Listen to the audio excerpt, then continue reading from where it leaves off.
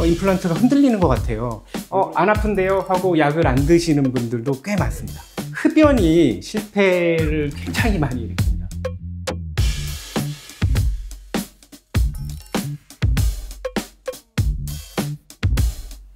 안녕하세요. 서울 K치과 대표원장 김성구입니다.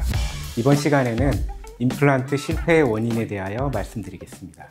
먼저 우리 잇몸뼈의 구조에 대해서 말씀드리겠는데요.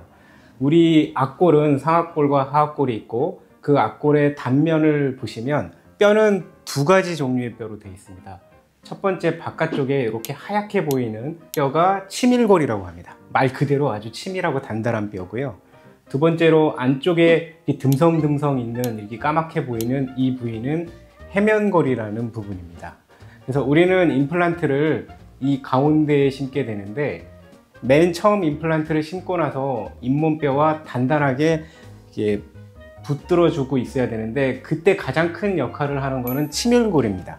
그래서 치밀골이 어느 정도 두껍게 있어야 처음에 임플란트를 심었을 때 임플란트가 안정적으로 움직임 없이 잘 고정을 얻을 수 있습니다.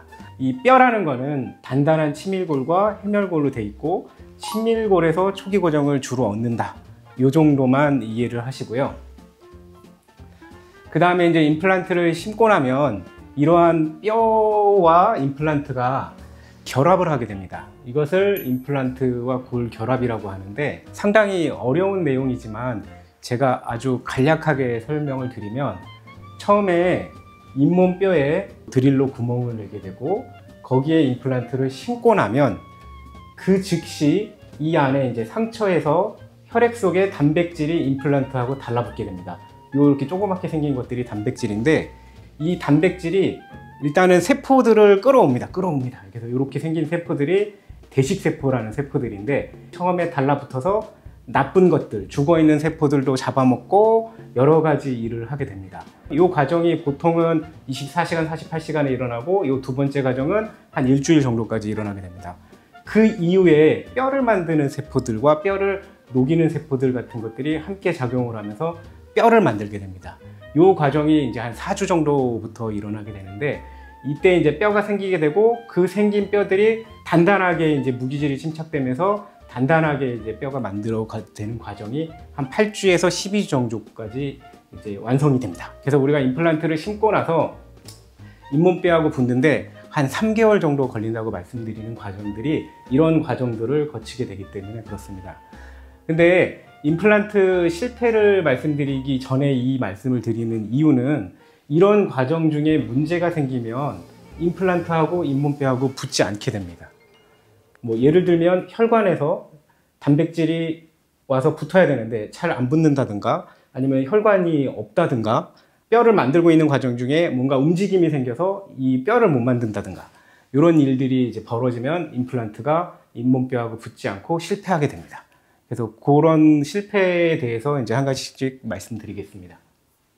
이건 조금 더 자세하게 이제 임플란트하고 골 결합하는 과정의 세포의 역할을 잠깐 설명을 드리면 뼈를 녹이는 파골세포라는 세포와 뼈를 만드는 조골세포라는 세포, 그 다음에 뼈 안에 있는 골모세포라는 이 세 가지가 중요합니다. 이 세 가지들이 조화를 이루어서 임플란트 주변에 뼈를 만들어서 임플란트하고 뼈하고 붙어야 되는데 어떤 문제가 생겨서 뼈를 만드는 세포들이 기능을 못하거나 아니면 뼈를 녹이는 세포들만 활성화돼서 뼈를 다 녹여버리거나 아니면 이러한 세포들이 이 작용을 안 하고 섬유세포를 만드는 살을 만드는 세포들이 활성화돼서 살을 만들거나 이런 일들이 생기면 임플란트 실패가 되는 겁니다. 그리고 또 한 가지 중요한 건 뭐냐면 이런 세포들이 그럼 어디서 오느냐? 혈관에서 오는 겁니다. 혈관에 문제가 생기면 당연히 세포들이 못 오겠죠. 그래서 혈관에 문제가 생기면 임플란트가 실패할 가능성이 높아집니다. 임플란트의 실패의 첫 번째 원인은 가장 흔한 거는 세균 감염입니다.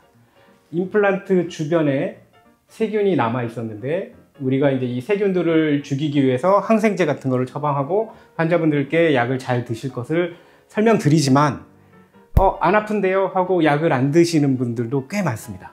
만약에 임플란트 수술 부위에 있던 세균들이 감염을 시켜서 활동을 시작한다면 조골세포나 뭐 파골세포나 여러 가지 이 세포들에 영향을 미쳐서 뼈를 파괴하게 됩니다.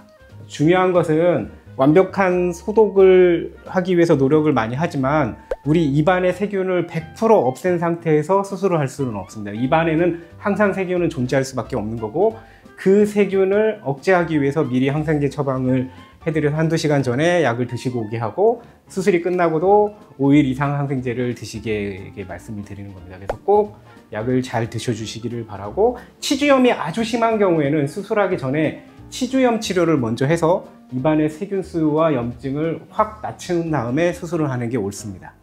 그 다음에 가장 또 흔한 실패의 원인은 이 임플란트가 뼈하고 붙는 사이에 임플란트의 움직임이 발생하면 이제 뼈가 안 생깁니다.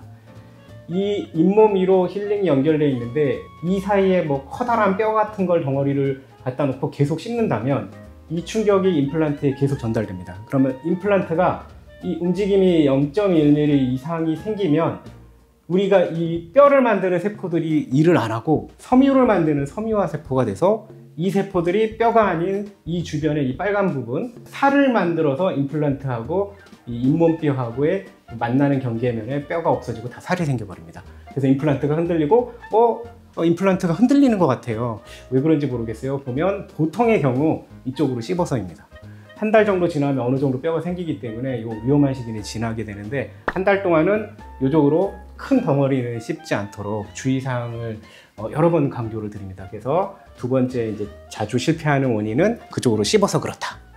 그 다음에 이게 또 굉장히 문제인데, 흡연이 실패를 굉장히 많이 일으킵니다. 그 원리를 잠깐 설명드리면, 아까 말씀드렸듯이 뼈를 만드는 세포들은 다 혈관에서 온다고 그랬죠. 근데 흡연을 하시는 분들은 임플란트를 심고 나면 상처 부위에 새로운 혈관이 생겨야 되는데 혈관 희생을 방해해서 뼈를 만드는 세포들이 올 수가 없어서 뼈를 못 만듭니다. 그래서 금연은 어렵더라도 좀 줄여주시고 최소한의 기간만이라도 급연을 좀 부탁드립니다.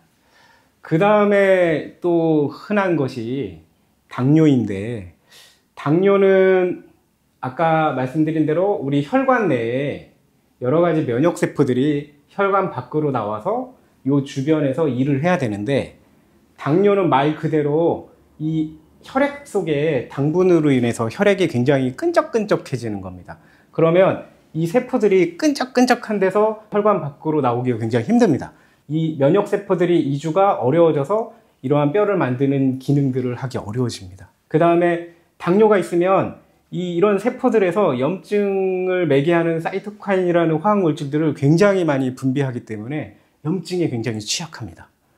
그리고 또 한 가지, 당뇨가 있는 분들은 우리 뼈를 이루는 콜라겐이 있는데 이 콜라겐의 구조를 변화시켜서 이 콜라겐이 잘 망가지고 재생도 안 되게 만들어집니다. 그럼 벌써 굉장히 안 좋은 게 많죠. 이렇기 때문에 당뇨 환자분들은 임플란트 실패율이 상당히 높습니다. 그래서 당뇨 조절이 선행되어야 합니다. 이번 시간에는 임플란트 실패 원인에 대해서 말씀드렸는데, 가장 큰 원인은 감염과 당뇨, 흡연, 그리고 임플란트 쪽으로 무리한 힘을 가했을 경우, 그럴 경우에 임플란트 실패가 발생하게 됩니다.